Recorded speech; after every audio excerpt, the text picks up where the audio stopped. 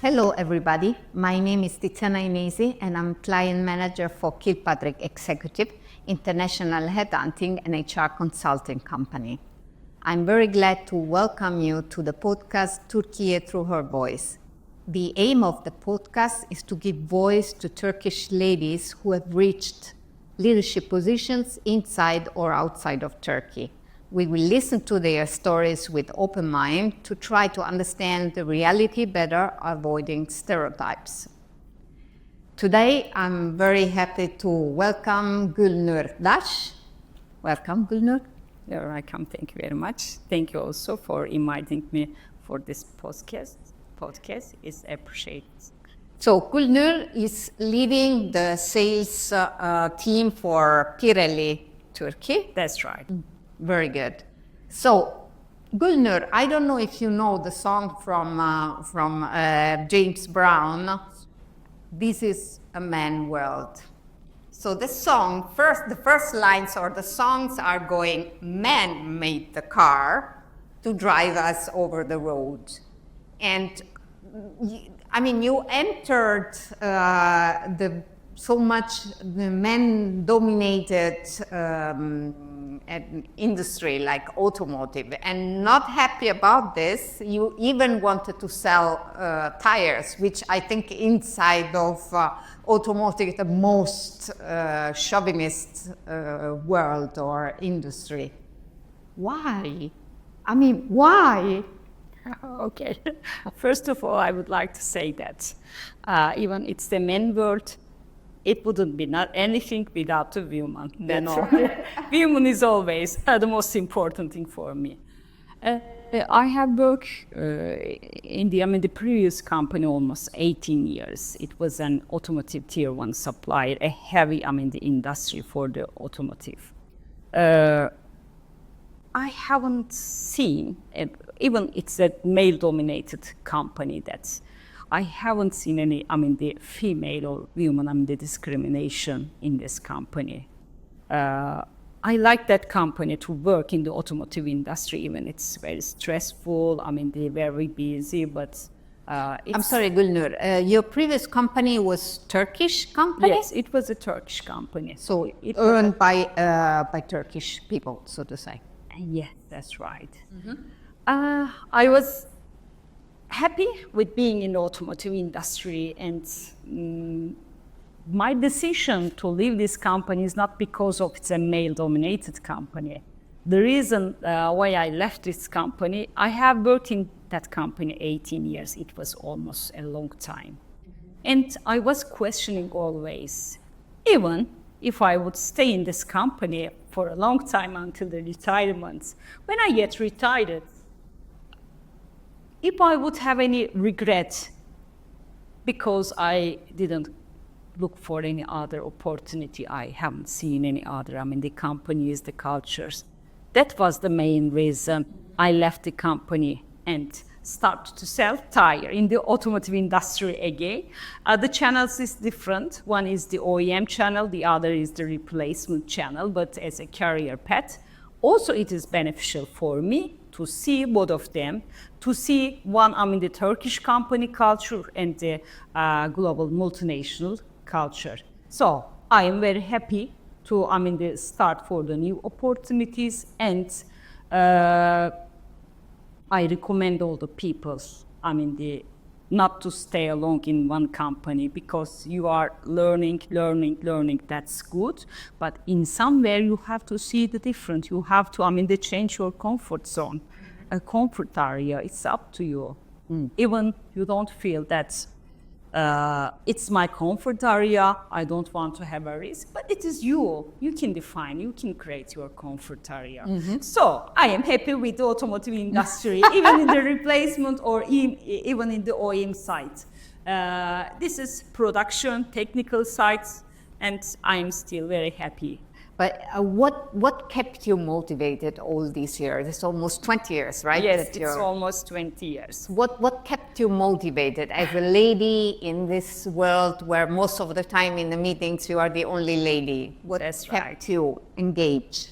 I have an engineering background.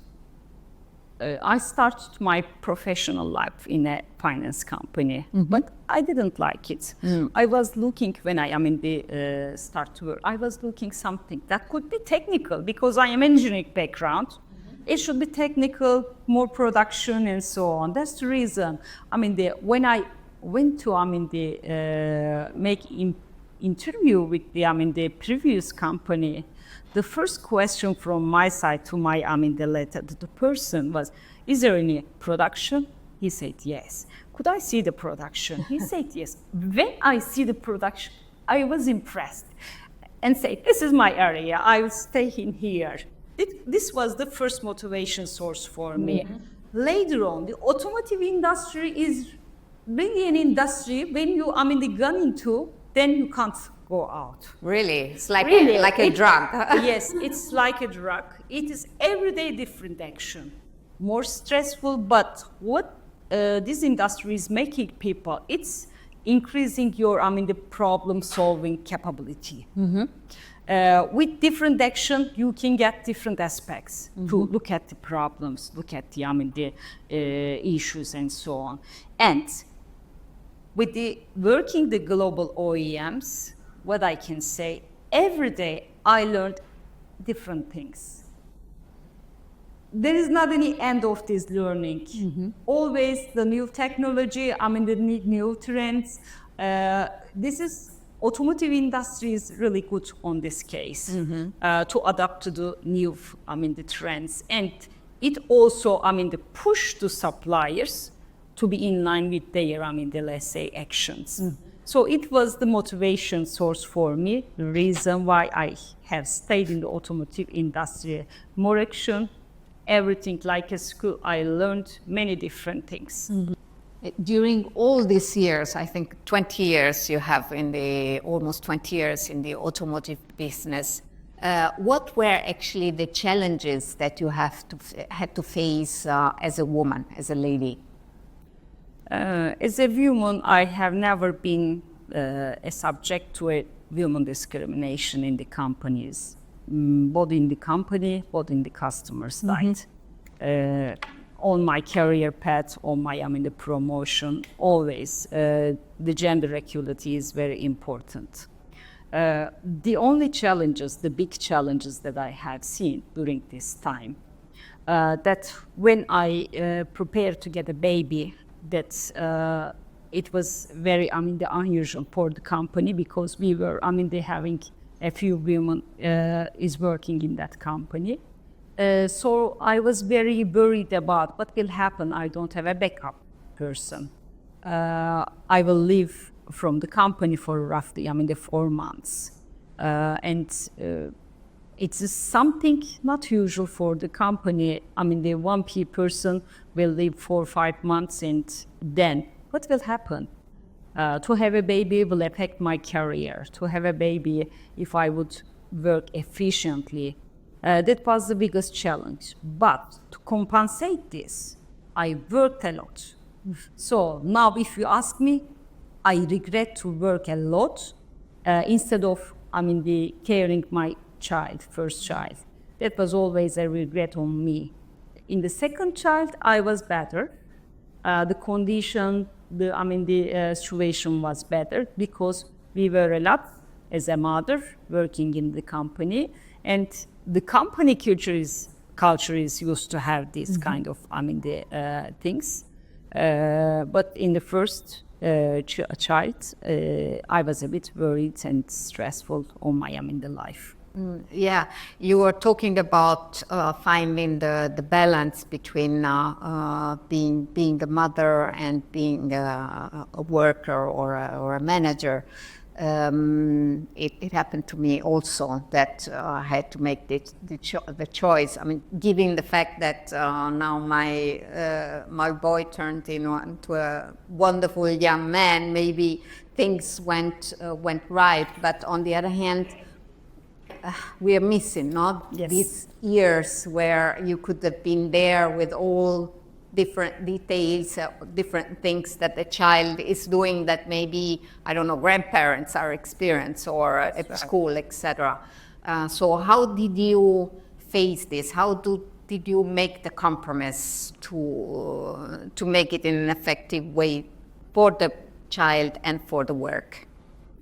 I was lucky because my husband, my partner, was very, supportive on this case. Even we had the discussion with the husbands of working at home over the nights. But on that time, the only thing that I was thinking and to compensate it, that I should work more and more in order to, be in line with my career. Mm-hmm. At the beginning, that was my, let's say, opinion, but later it was changed. I understand that the family life and the balance of the life and the work is really important in personal life. So now, what I would suggest to the women, especially who will build a family and who will get a mother, that please select really supportive partner. That's really important, both in the child care, both in the daily houseworks, because the woman is very pressed with this kind of the load, and at the end of the day, mentally they are down. The woman is very not like the men, but we are more sensitive mentally than the men. And when we had the problem in the business, we like to tell, to share, and get some feedback, some the comments, some let's say something from our partners or our friends. So I was happy. My husband was listening to me a lot, and when I shared, then I was becoming a bit relaxed. So he was very, very supportive with you and with he the was children. very supportive. Otherwise, if he wouldn't be supported, I wouldn't make so much travels. Even my child is very, let's say, small. After the first year, I started to travel, travel in the world. So I wouldn't do it. So many of the women have had this problem because of their, the children. They have the travel restriction. Even it's not a problem, it's a problem in the business life, unfortunately. No matter you are a mother, you are at home a wife, then you have to compete with the men on the same, the conditions. If the man is traveling, you have to travel also. So we have the challenges, but what do you think that a company can do, or eventually also the government can do to support the ladies in this process also, having starting from the same point as the man to build up a career? Is there anything that can be done? Unfortunately, the legal regulation is not enough in Turkey for the parental leaves, for the child care. There's not enough kindergarten for the child. The women are working, and they should be. They should be relaxed in their mind. Should think that the children is in safe and should adapt to the work. There is still so many ways to go on the legal side, I think. Mm-hmm. The feeding times, the milk, the feeding times. Also, it was a problem. There is very limited time during the day, and it's the minor, the percentage of the women are using this time in the work, because our works and our homes are far away from each other. Yeah. So that's the reason you are not able to feed your baby on time, unfortunately. This is another issue. So the companies, I think compared to 20 years ago, companies is trying to do something more. They are, let's say, opening the kindergartens inside the company. Yes, inside the companies. That's really good. Mm-hmm. Also, regarding the parental leaves, they are more, they're flexible with the hybrid working nowadays.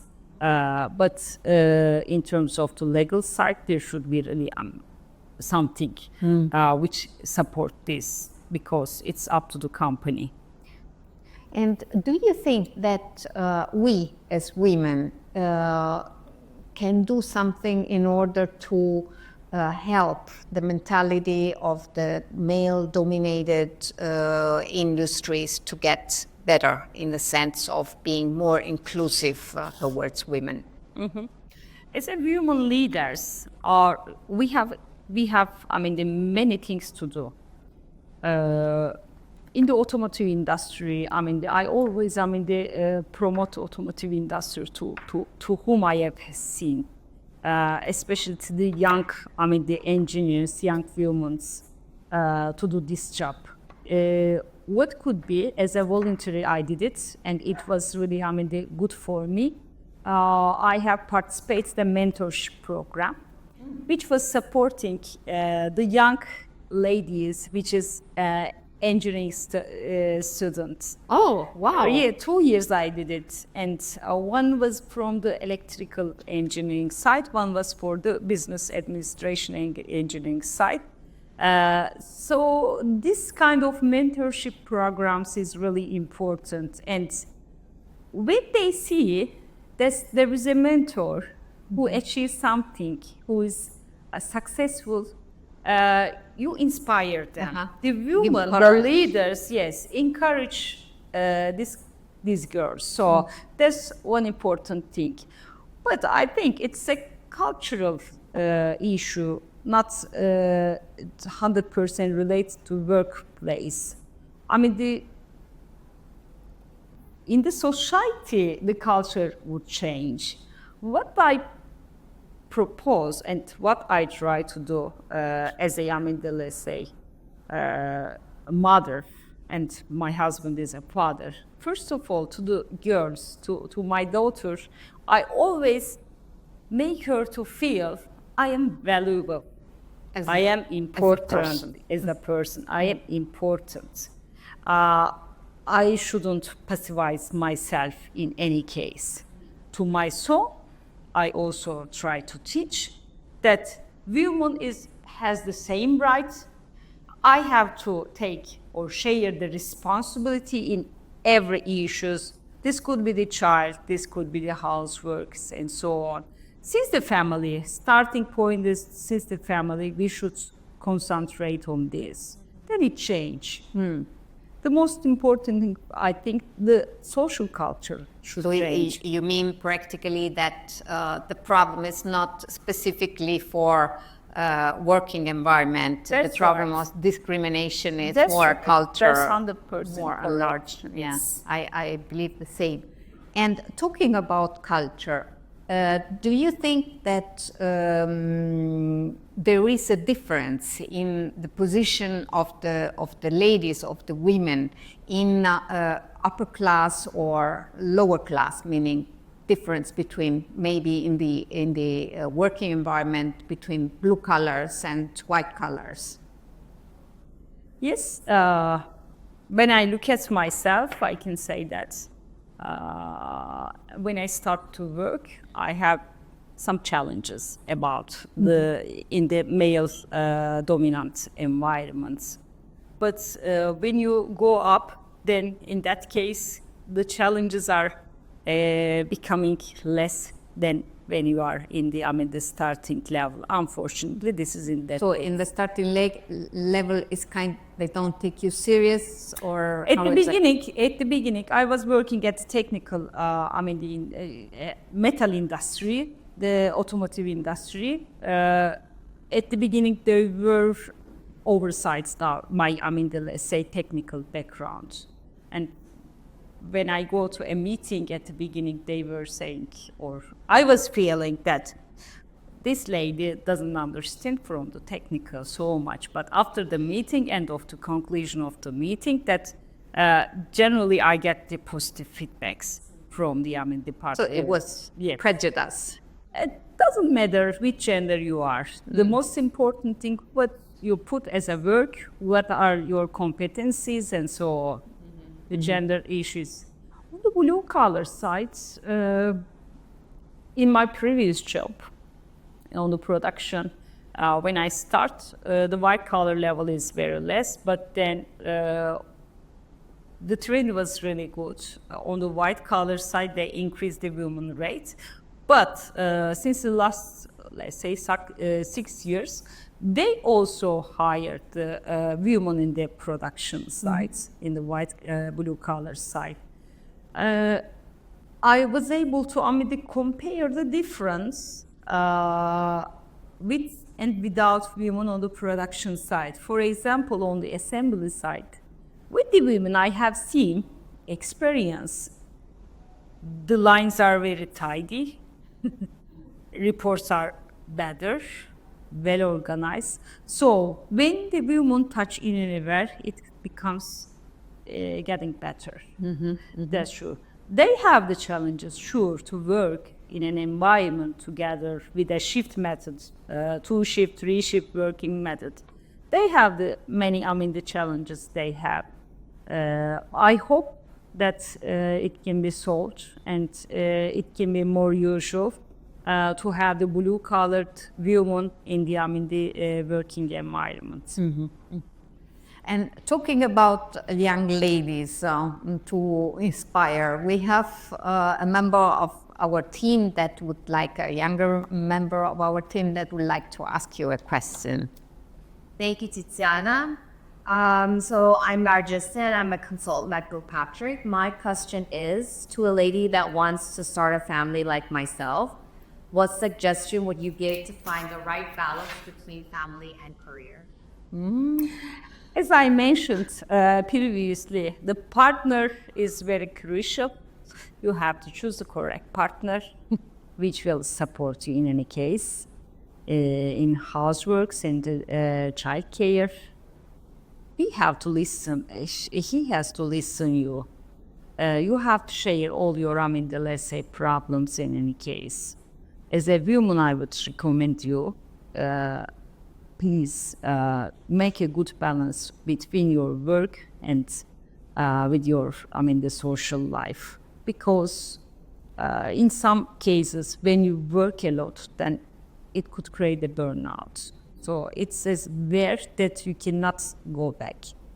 I would also recommend, to me also, I work harder a lot since a long years to get a hobby, really, to make the exercise, to take time with your friends, with family. And when you go out from work or when you finish your working, guys, forget everything about the work. Then the other days start again. So these are my recommendations to the young ladies. Very good, and I'm sure that Rochester will take advantage of these suggestions. So we have a question that we ask to all our guests, and I'm going to ask to you also. Do you think that in Turkey we are going in the right direction to arrive to a world where men and women truly share responsibilities, objectives, leadership, opportunities equally? Yes. Turkey, I think, in some cases going in a good direction. In some cases, not so good direction. Still, the Turkey Parliament women rate is very low.